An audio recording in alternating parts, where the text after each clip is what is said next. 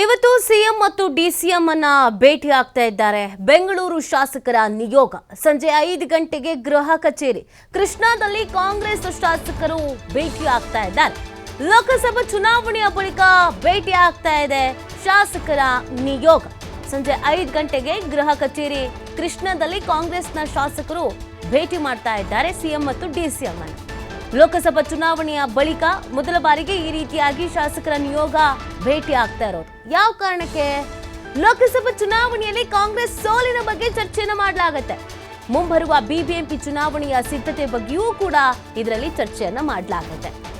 ಕಾಂಗ್ರೆಸ್ ಈ ಬಾರಿ ಕರ್ನಾಟಕದಲ್ಲಿ ಇನ್ನೂ ಹೆಚ್ಚಿನ ಸ್ಥಾನವನ್ನ ಪಡ್ಕೊಳ್ಳುತ್ತೆ ಅಂತ ಕಾಂಗ್ರೆಸ್ನವರು ಅಂದ್ಕೊಂಡಿದ್ರು. ಸಮೀಕ್ಷೆಗಳು ಹೇಳಿದ್ದು ಬೇರೆ, ಆದ್ರೆ ಕಾಂಗ್ರೆಸ್ನವರು ಅಂದ್ಕೊಂಡಿದ್ದು ಇನ್ನೂ ಹೆಚ್ಚಿನ ಸ್ಥಾನಮಾನಗಳು ಬರುತ್ತೆ ಅಂತ. ಬಟ್ ಅದು ಆಗಿಲ್ಲ. ಗ್ಯಾರಂಟಿ ಯೋಜನೆಯನ್ನ ಕೊಟ್ಟರೂ ಕೂಡ ತಾವು ಅಂದುಕೊಂಡಷ್ಟ ಮಟ್ಟಿಗೆ ರೀಚ್ ಆಗಿಲ್ಲ. ಬೆಂಗಳೂರಿನಲ್ಲಂತೂ ತೀರಾ ಕಡಿಮೆ. ಸೊ ಹೀಗಿರಬೇಕಾದ್ರೆ ಯಾಕೆ ಸೋಲಾಯಿತು, ಎಲ್ಲಿ ಎಡವಿದ್ದೀವಿ, ಏನು ಸಮಸ್ಯೆ ಆಗಿದೆ, ನಾವು ಹೇಗೆ ತಿದ್ಕೋಬೇಕು, ಇನ್ನು ಏನು ಪ್ಲ್ಯಾನ್ ಮಾಡಬೇಕು, ಇದ್ರ ಬಗ್ಗೆ ಚರ್ಚೆಯನ್ನು ಮಾಡಲಾಗತ್ತೆ. ಎಲ್ಲೆಲ್ಲಿ ಕೆಲವು ಕಡೆಯಲ್ಲಿ ನಾವು ಎಡವಿದ್ದೀವಿ, ಯಾವ ಕ್ಷೇತ್ರದಲ್ಲಿ ಜನ ನಮ್ಮ ಕೈ ಹಿಡ್ದಿಲ್ಲ, ಏನು ನಮ್ಮ ಯೋಜನೆಗಳು ರೀಚ್ ಆಗಿಲ್ಲ, ಅದೆಲ್ಲದ್ರ ಬಗ್ಗೆ ಚರ್ಚೆ ಮಾಡೋದ್ರ ಜೊತೆಗೆ ಮುಂದೆ ಬಿಬಿಎಂಪಿ ಚುನಾವಣೆ ಇದೆ. ಬಿಬಿಎಂಪಿ ಚುನಾವಣೆಗೂ ಕೂಡ ಸಿದ್ಧತೆಯನ್ನು ಮಾಡ್ಕೊಳ್ಬೇಕಾಗಿದೆ. ಅದು ಬಿಬಿಎಂಪಿ ಅಂದಾಗ ಹೆಚ್ಚಿನ ರೀತಿಯಾದಂಥ ಕಾನ್ಸಂಟ್ರೇಷನ್ ಅನ್ನ ಸದ್ಯಕ್ಕಂತೂ ಕಾಂಗ್ರೆಸ್ ಮಾಡಬೇಕಾಗಿದೆ. ಕಾರಣ ಈ ಬಾರಿ ಬೆಂಗಳೂರಿನಲ್ಲಿ ಕಾಂಗ್ರೆಸ್ ಅಭ್ಯರ್ಥಿಗಳು ಸೋತಿರುವಂಥ ಪರಿಯನ್ನು ನೋಡಿದಾಗ ಬೆಂಗಳೂರು ಜನ ಕಾಂಗ್ರೆಸ್ ಅನ್ನ ಹೇಗೆ ಕೈ ಹಿಡಿದಿದ್ದಾರೆ, ಹಿಡಿಯಬಹುದು, ಯಾಕೆ ಕೈ ಕೊಟ್ಟಿದ್ದಾರೆ, ಇದೆಲ್ಲವೂ ಕೂಡ ಇಲ್ಲಿ ಪರಾಮರ್ಶೆಯನ್ನು ಮಾಡಿಕೊಳ್ಳಲೇಬೇಕಾದಂಥ ಅನಿವಾರ್ಯತೆ ಸದ್ಯಕ್ಕೆ ಇದೆ. ಸೊ ಮುಂದೆ ಇರುವಂಥ ಚುನಾವಣೆ, ಅದು ಬಿಬಿಎಂಪಿ ಚುನಾವಣೆ, ಅದೊಂದು ದೊಡ್ಡ ಟಾಸ್ಕ್ ಆಗಿರೋದ್ರಿಂದ ಅದ್ರ ಬಗ್ಗೆ ಕೂಡ ಚರ್ಚೆಯನ್ನು ಮಾಡಲಾಗತ್ತೆ. ಈ ಬಗ್ಗೆ ಮತ್ತಷ್ಟು ಮಾಹಿತಿಯನ್ನು ನೀಡ್ತಾರೆ ನಮ್ಮ ಪ್ರತಿನಿಧಿ ಸ್ವಾಮಿ. ಲೋಕಸಭಾ ಚುನಾವಣೆ ಬಳಿಕ ಶಾಸಕರ ನಿಯೋಗ ಸಿಎಂ ಮತ್ತು ಡಿಸಿಎಂ ರನ್ನ ಭೇಟಿ ಆಗ್ತಾ ಇದ್ದಾರೆ. ಏನೆಲ್ಲ ಚರ್ಚೆಗಳು ನಡೀಬಹುದು, ಏನೆಲ್ಲ ಸಲಹೆ ಸೂಚನೆಗಳನ್ನು ನೀಡಬಹುದು ಅಂತ? ನಿತಿ, ಇವತ್ತು ಸಿಎಂ ಸಿದ್ದರಾಮಯ್ಯ ಹಾಗೂ ಡಿಸಿಎಂ ಡಿಕೆ ಶಿವಕುಮಾರ್ ಅವರನ್ನ ಬೆಂಗಳೂರು ನಗರದ ಕಾಂಗ್ರೆಸ್ ಶಾಸಕರ ನಿಯೋಗ ಭೇಟಿ ಆಗ್ತಾ ಇದೆ. ಪ್ರಮುಖವಾಗಿ ಲೋಕಸಭಾ ಚುನಾವಣೆ ಸೋಲು ಹಾಗೂ ಲೋಕಸಭಾ ಚುನಾವಣೆ ರಿಸಲ್ಟ್ ಎರಡೂ ಕೂಡ ಕಾಂಗ್ರೆಸ್ ಪಕ್ಷಕ್ಕೆ ಎಫೆಕ್ಟ್ ಆಗಿದೆ ಅನ್ನೋದು ಮೇಲ್ನೋಟಕ್ಕೆ ಸ್ಪಷ್ಟ ಆಗ್ತಾ ಇದೆ. ಹಾಗಾಗಿ ಇವತ್ತು ಸಿಎಂ ಗೃಹ ಕಚೇರಿಯಲ್ಲಿ ಆದಂತಹ ಕೃಷ್ಣಾದಲ್ಲಿ ಸಿಎಂ ಹಾಗೂ ಡಿಸಿಎಂ ನ ಕಾಂಗ್ರೆಸ್ ಶಾಸಕರು ಭೇಟಿ ಆಗ್ತಾ ಇದ್ದಾರೆ. ಪ್ರಮುಖವಾಗಿ ಲೋಕಸಭಾ ಚುನಾವಣೆಯಲ್ಲಾದಂತಹ ಒಂದು ಸೋಲು, ಯಾಕೆಂದ್ರೆ 3 ಪ್ರಮುಖ ಸಚಿವರು ಇದ್ದಾರೆ, ಘಟಾನುಘಟಿ ಸಚಿವರು ಕೂಡ ನಗರದಲ್ಲಿ ಇದ್ದಾರೆ.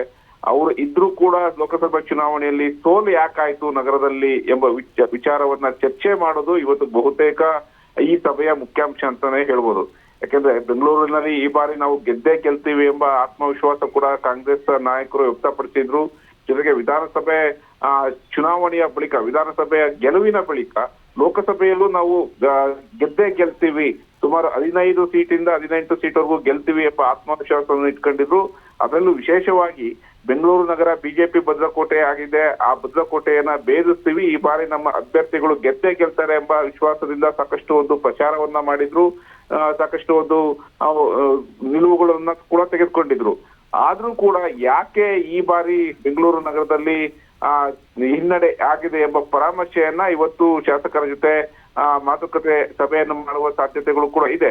ಯಾಕೆಂದ್ರೆ ಕಾಂಗ್ರೆಸ್ ಶಾಸಕರು ಇರುವಂತ ಒಂದು ಕ್ಷೇತ್ರಗಳಲ್ಲೇ ಮತಗಳು ಕೂಡ ಕಡಿಮೆ ಆಗಿದೆ, ವೋಟ್ ಶೇರಿಂಗ್ ಕೂಡ ಕಡಿಮೆ ಆಗಿದೆ ಎಂಬ ವಿಚಾರ ಈಗಾಗಲೇ ಸಿಎಂ ಹಾಗೂ ಡಿಸಿಎಂ ಗೆ ಗೊತ್ತಾಗಿರುವಂತದ್ದು. ಹಾಗಾಗಿ ಈ ಮುಂದಿನ ಮುಂಬರುವ ದಿನಗಳಲ್ಲಿ ಯಾವ ರೀತಿ ಒಂದು ಪಕ್ಷ ಇನ್ನೂ ಬಲಿಷ್ಠಗೊಳಿಸಬೇಕು, ಜೊತೆಗೆ ಗ್ಯಾರಂಟಿಗಳನ್ನ ಇನ್ನಷ್ಟು ಜನರಿಗೆ ರೀಚ್ ಮಾಡಬೇಕು, ತಲುಪಿಸ್ಬೇಕು ಎಂಬ ವಿಚಾರಕ್ಕೆ ಸಂಬಂಧಪಟ್ಟಂತೆ ಇವತ್ತು ಒಂದಿಷ್ಟು ಸೂಚನೆಗಳ ಕೊಡುವ ಸಾಧ್ಯತೆಗಳು ಇದೆ.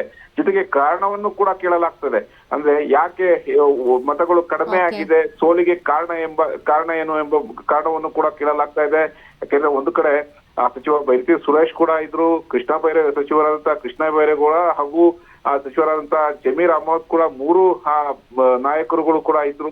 ಆ 3 ಸಚಿವರುಗಳು ಇದ್ರು, ಯಾಕೆ ನಮ್ಮ ಮತಗಳ ಸಂಖ್ಯೆ ಕಡಿಮೆ ಆಯ್ತು ಎಂಬ ವಿಚಾರ ಸೇರಿದಂತೆ ಮುಂಬರುವ ಬಿಬಿಎಂಪಿ ಚುನಾವಣೆಗೆ ಯಾವ ರೀತಿ ಸಿದ್ಧತೆಗಳು ಆಗ್ಬೇಕು ಎಂಬ ವಿಚಾರಕ್ಕೆ ಸಂಬಂಧಪಟ್ಟಂತೆ ಇವತ್ತು ಮಾಹಿತಿಯನ್ನು ಪಡೆದು ಹಾಗೂ ಕೆಲವೊಂದು ಆ ಸೂಚನೆಗಳನ್ನ ಕೊಡುವ ಸಾಧ್ಯತೆಗಳು ಕೂಡ ಹೆಚ್ಚಾಗಿದೆ. ನೀತಿ. ಓಕೆ, ಥ್ಯಾಂಕ್ ಯು ಸ್ವಾಮಿ ತಮ್ಮೆಲ್ಲ ಡೀಟೇಲ್ಸ್ಗಾಗಿ.